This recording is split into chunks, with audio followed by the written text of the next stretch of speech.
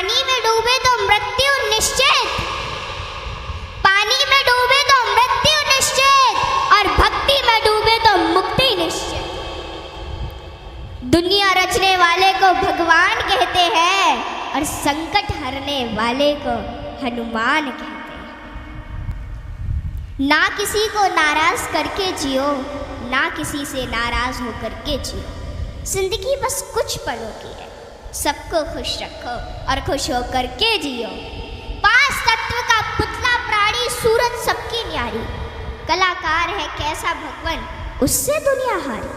जैसी करनी वैसी भरनी कर ले सुंदर काम, रे मन अब तू चेत जा भजले हरि का नाम। जिंदगी मिली है तो कुछ करके दिखाओ, जिंदगी मिली है तो कुछ करके दिखाओ। वक्त अगर खराब है तो उसे बदल के दिखाओ। मित्र वही जो भीड़ में खोने ना दे, और लक्ष्य वही जो रात में सोने ना दे। जिसकी गति और मति सत्य की होती है, उसका रथ आज भी श्री कृष्ण चलाते हैं। जिन खेतों में बारिश नहीं होती वहाँ की फसलें खराब हो जाती हैं, और जिन घरों में धर्म संस्कार नहीं होते वहाँ की नस्लें खराब हो जाती हैं। हमारे जीवन में 7 सुख होते हैं, और वो 7 सुख कौन कौन से सुख होते हैं? पहला सुख निरोगी काया, दूजा सुख घर में माया, तीसरा सुख कुलवंती नारी, चौथा सुख पुत्र हो आज्ञाकारी, पांचवा सुख स्वदेश में वासा, छठवा सुख राज हो पासा, सातवां सुख संतोषी जीवन, ऐसा हो तो धन्य हो जीवन। हाँ? आवत ही हर शय नहीं, नैनन नहीं स्नेह, आवत ही हर शय नहीं, नैनन नहीं स्नेह, तुलसी तहा न जाइए कंचन बरसे में। कि जिस स्थान या जिस घर में आपके जाने से लोग खुश ना होते हो, और उन लोगों की आंखों में आपके प्रति प्रेम और ना ही स्नेह हो, तो वहाँ हमें कभी नहीं जाना चाहिए, चाहे वहाँ धन की वर्षा क्यों ना होती हो। हाँ? यदि किसी बच्चे को उपहार ना दिया जाए तो वह थोड़ी देर रोता है, पर संस्कार ना दिया जाए तो जीवन भर। शिक्षा कहीं से भी प्राप्त की जा सकती है, लेकिन संस्कार हमेशा घर से ही मिलते हैं। कुदरत यानी भगवान ने हमें आनंद ही आनंद दिया है, दुख तो हमारी खोज है। तीर को आगे छोड़ने से पहले पीछे खींचना पड़ता है, ठीक उसी प्रकार अच्छे दिनों के लिए बुरे दिनों से लड़ना पड़ता है। गति के लिए चरण और प्रगति के लिए आचरण बहुत जरूरी है। रिश्ता गहरा हो ना हो, परंतु भरोसा गहरा होना चाहिए, क्योंकि गुरु श्रेष्ठ वही जिसकी प्रेरणा से किसी का चरित्र बदल जाए, और मित्र श्रेष्ठ वही जिसकी संगत से रंगत बदल जाए। भरोसा सब पर कीजिए, लेकिन संभल कर, क्योंकि कभी कभी खुद के दांत ही जीभ को काट लेते हैं। इत्र मित्र चित्र और चरित्र किसी की पहचान के मोहताज नहीं, यह चारों तो अपना परिचय स्वयं देते हैं। जीवन में जो कुछ भी करो पूर्ण समर्पण के साथ करो। प्रेम करो तो मीरा की तरह, भक्ति करो तो हनुमान की तरह, प्रतीक्षा करो तो शबरी की तरह, शिष्य बनो तो अर्जुन के समान, और मित्र बनो तो स्वयं कृष्ण के समान। आर्थिक स्थिति कैसी भी हो, खुश रहने के लिए मानसिक स्थिति का मजबूत होना जरूरी है। रावण जब मृत्यु शैया पर था तब उसने श्री राम जी से एक बहुत ही अच्छी बात कही कि मैं तुमसे हर मामले में बड़ा हूँ, उम्र में, बुद्धि में, बल में मेरा कुटुंब भी तुमसे बड़ा है, धन दौलत में भी मेरा राज्य तुमसे बड़ा है, फिर भी मैं हार गया और तुम जीत गए। जानते हो क्यों? क्योंकि तुम्हारा भाई तुम्हारे साथ था और मेरा भाई मेरे खिलाफ था। इसलिए सज्जनों, सदैव साथ रहिए, क्योंकि जब प्रेम बटा तो लिख गई रामायण, और जब संपत्ति बटी तो लिख गई महाभारत। हाँ, इसलिए अपने अपने घर में, भाई भाई में हमेशा साथ रहिए। भाई भाई का रिश्ता भगवान ने विपत्ति बांटने के लिए बनाया था, लेकिन यह तो संपत्ति बांटने तक ही सिमट कर रह गया। जब बिना भाई के रावण हार सकता है, भाई के साथ प्रभु श्री राम जी जीत सकते हैं, तो हम और आप किस घमंड में हैं?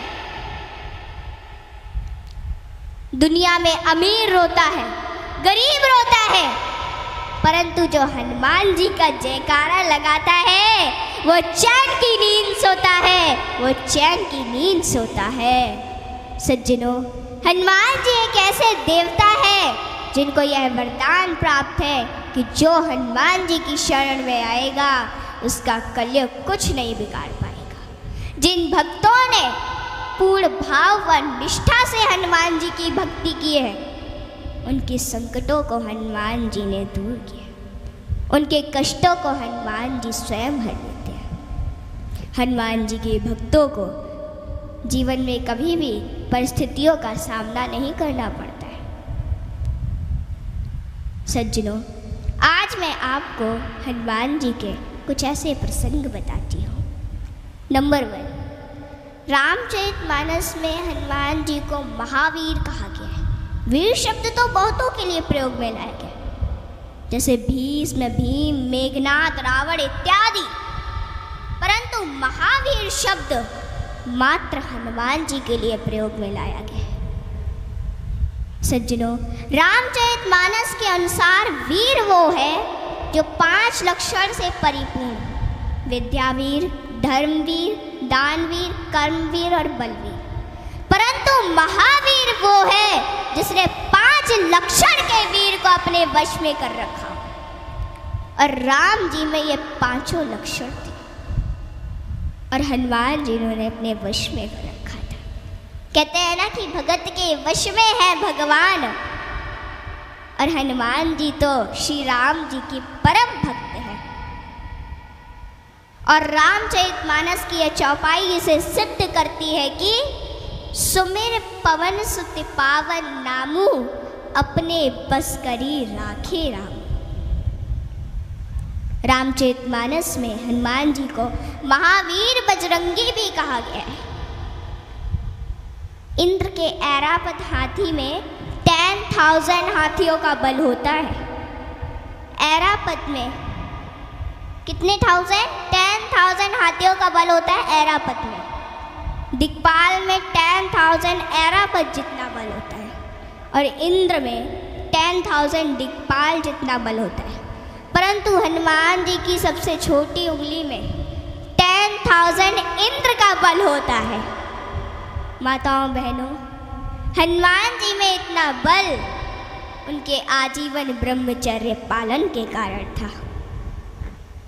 नंबर 2, एक बार हनुमान जी से प्रसन्न होकर माता सीता ने उन्हें हीरो का एक हार दिया और बाकी सेवकों को भी रतन जड़े आभूषण दिए।